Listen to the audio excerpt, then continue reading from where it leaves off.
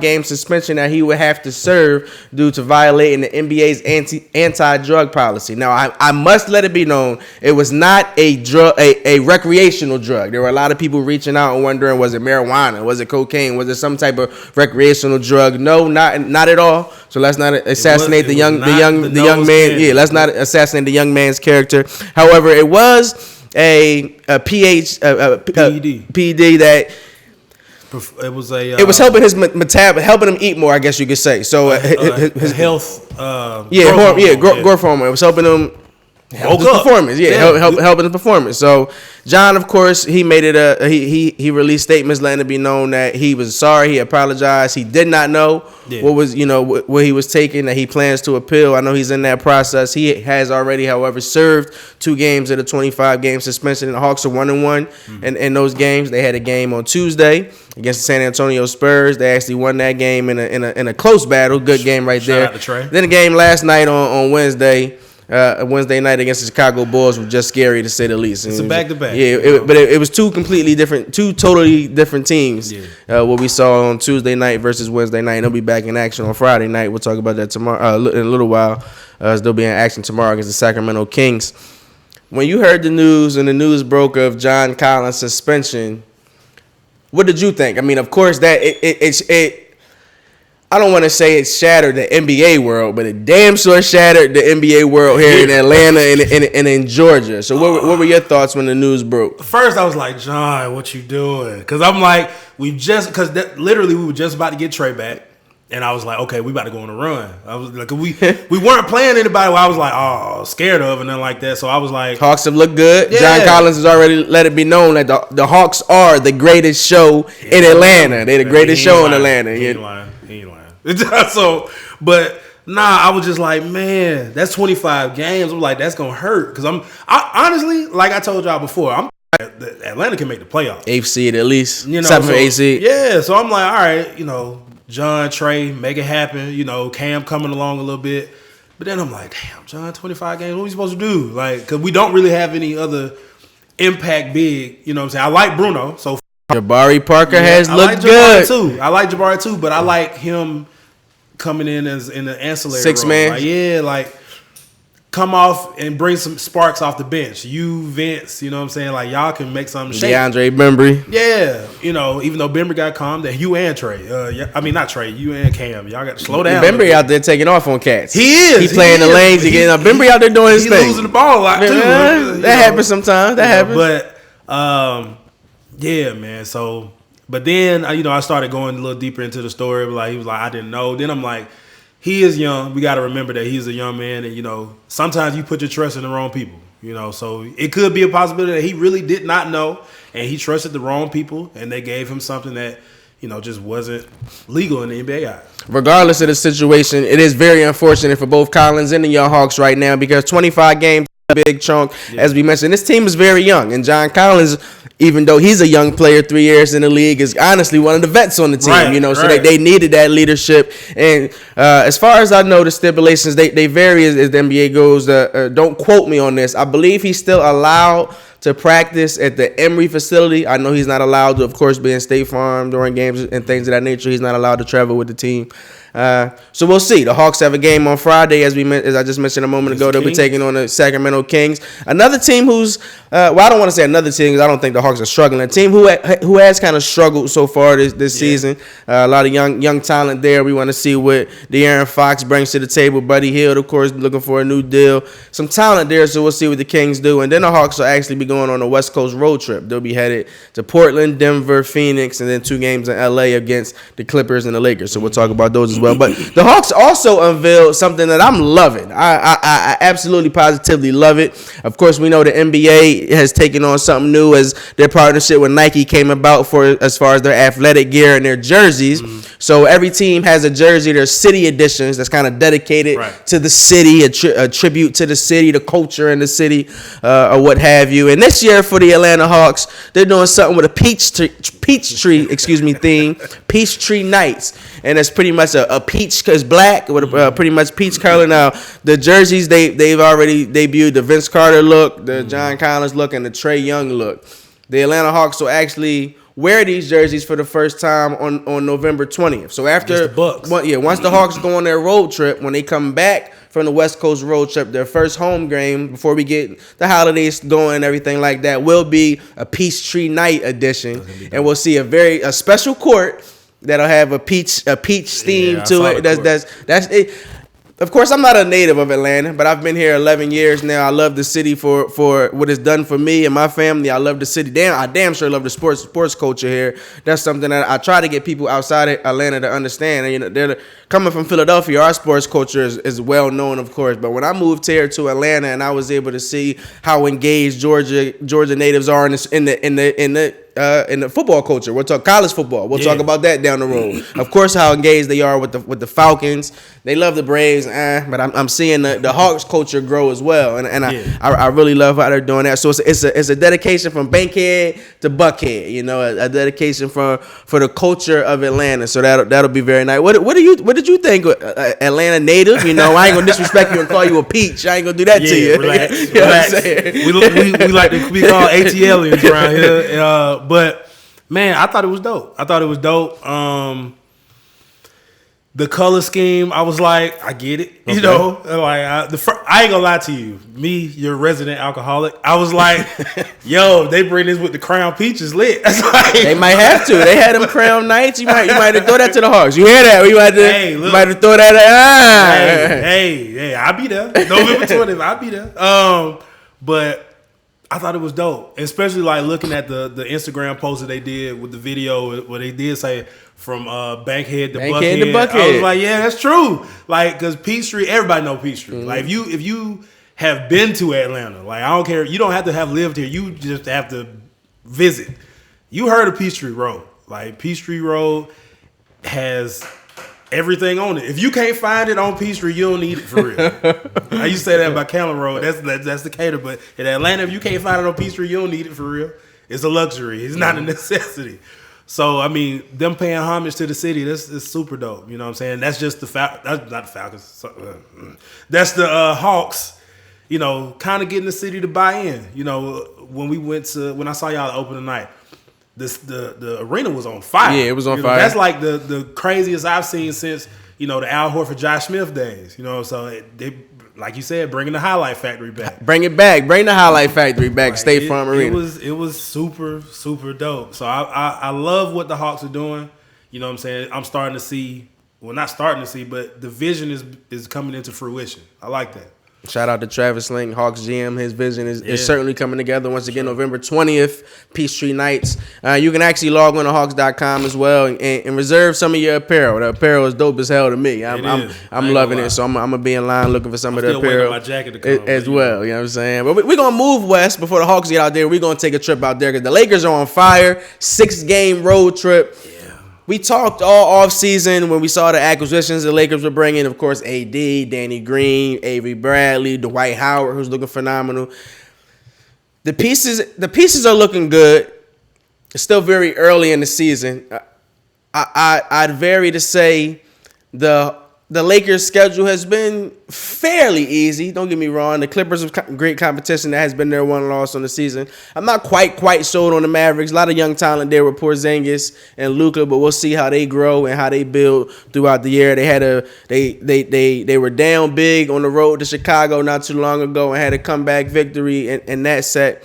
We know what LeBron is doing. He's had 3 straight games in which he's had a triple-double, so he's on the tear. And I kind of believe it would be disrespectful to say we're surprised to see LeBron because we know what he at this point. If you don't know what the man brings to the table, you ain't gonna. At this point, it would be disrespectful. 17 seasons in, I don't think anything he does kind of surprises cats, who have been watching or following his career. I am, however, surprised with how quickly it seems like the team is beginning to gel. Yeah. As I mentioned ago, Dwight Howard. Big ups to him and what he's been doing so far early in the season as well. But him and AD are leading the NBA in blocks. They're number 1 and 2. AD number 1, Dwight Howard number 2. He's making the most of the minutes he's seeing on the court. 6-1 for these Lakers. I believe 5 of their next 7 games are home games. So they'll be going on a home stretch at Staples. Dwight Howard said he's looking forward to getting back to their Angels. That's what they're calling their fans, their Angels and whatnot. He said they're Angels, so that was dope there. Well, have you been surprised with what we've seen in the Lakers? Not necessarily LeBron, because we know what he's doing. LeBron is Bron. And can they keep this winning streak going? I think they can keep it going. I don't expect it to be long. I don't expect them to try to rattle off too many straight.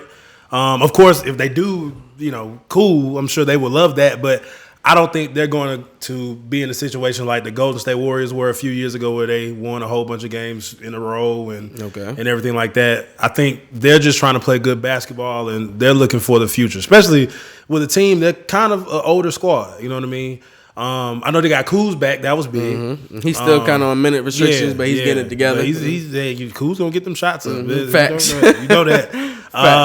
And he was a big catalyst of them coming back against the Bulls. So I am actually surprised on how quickly they're coming together.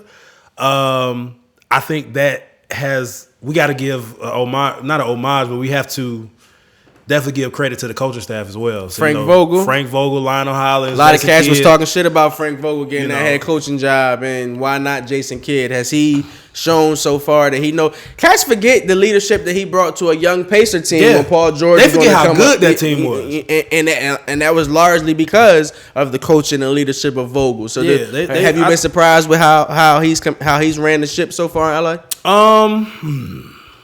No, because I feel like when you get your stars to buy in, the rest of the team buys in as well. Like, you can see Dwight Howard, he's accepting that 6-man role. He's like, I don't need y'all to call no plays for me. I'm gonna go out and get mine off the glass. Like that's what Kobe needs you to do earlier. But he's getting his better late than never. Listen, late than never. He got him better late than never. Hey, but never late is better. So, but he's getting his off glass. He's playing defense. He's looking spry. You know what I'm saying? You have Avery Bradley. Danny Green is playing really well. Fresh off a championship, and he looks like he's just happy to be there. He won another one. Hey, look, Caruso. Hey, he playing well. You know what I mean? Quinn Cook is knocking down shots. Bron, it's almost like Bron and AD is just making it easier for everybody to just fall into their role, do your thing. Like, AD had 15 points against the Bulls. Like, it's gonna be nice where he doesn't have to do a whole lot. It's gonna be nice where Bron can come out and have 21, 9, and 6. I think they do need to make a move though, because I do think they may need to maybe one more piece, maybe one more shooter, maybe one more somebody who can ball handle. We'll see, because like maybe Kuz can be that guy. We will see. We're going to step right over into the next locker room in Staples Center, because it's been a lot of noise and a lot of chatter going on across the locker room in LA. Shout out to Coach Phil Handy too. I forgot about that on the Lakers coaching staff. My bad, OG. He's fresh off a championship as well. He's fresh off a championship as well. There's been a lot of chatter though in Clipper Nation about load management. That's been a topic in the NBA for the past 2 years, I guess you could say, maybe 3 years, as we've seen some of your superstar, bigger name players sitting out games and national TV games and things of that nature. The NBA has been trying to find a way to resolve that issue.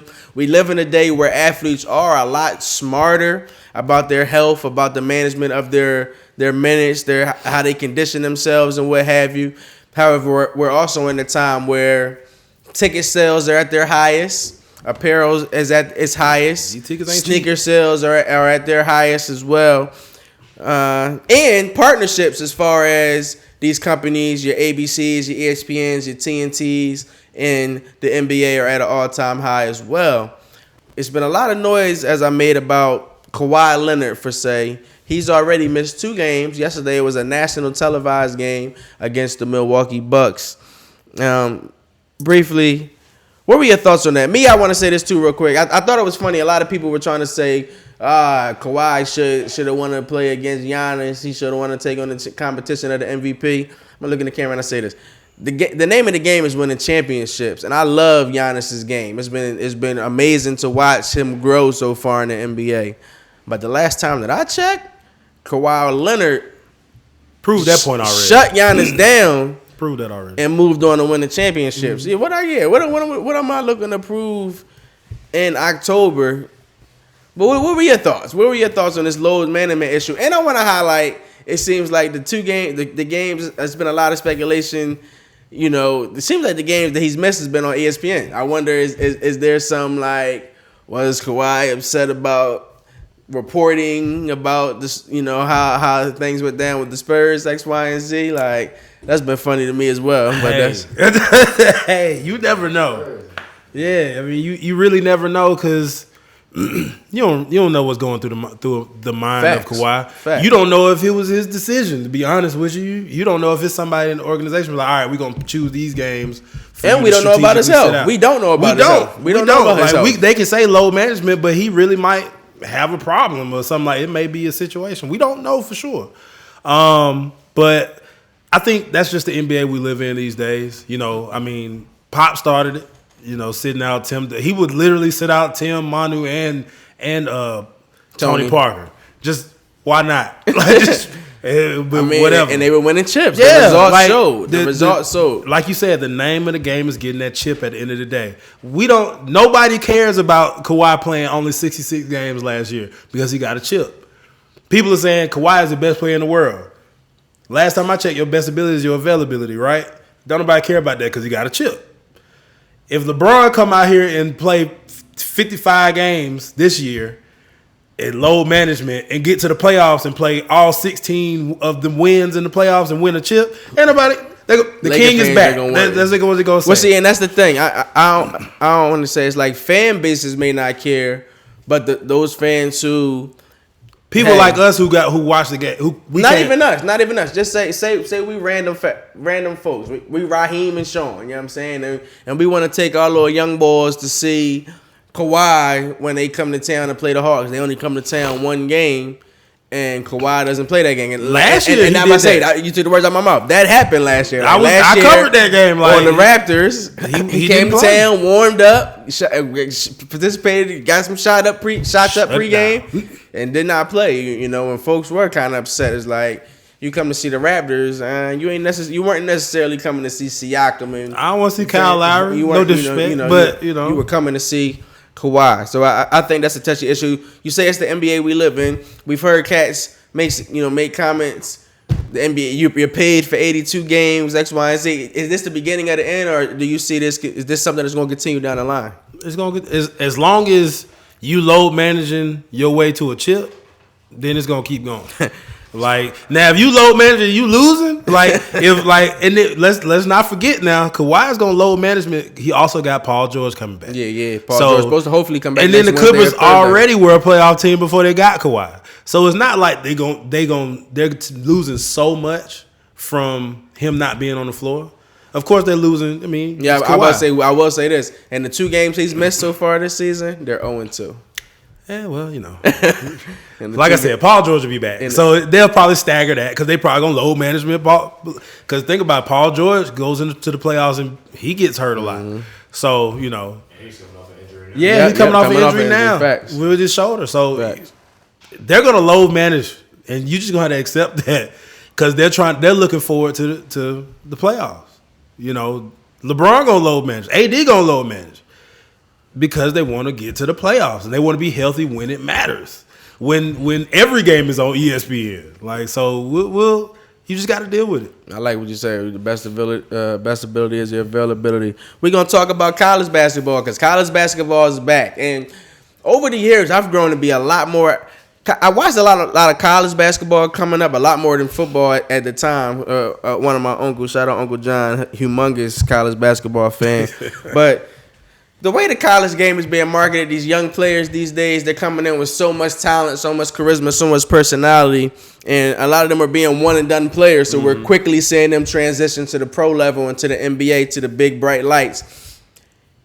I think we see another young star that's well on his way to doing his thing, not only in college, but hopefully on the next level into the NBA, and Cole Anthony, the son of former NBA great and of course NBA analysis commentator Cregg Anthony. Mm-hmm. His son Cole Anthony is looking like a young monster already. Problem. Now he was a menace at Oak Hill. He was doing his thing in high school, so it's no surprise to those who follow the high school game or the AAU game and whatnot. But last night, Cole in his debut set a North Carolina Tar Heel record, 34 points, 11 rebounds, and 5 assists.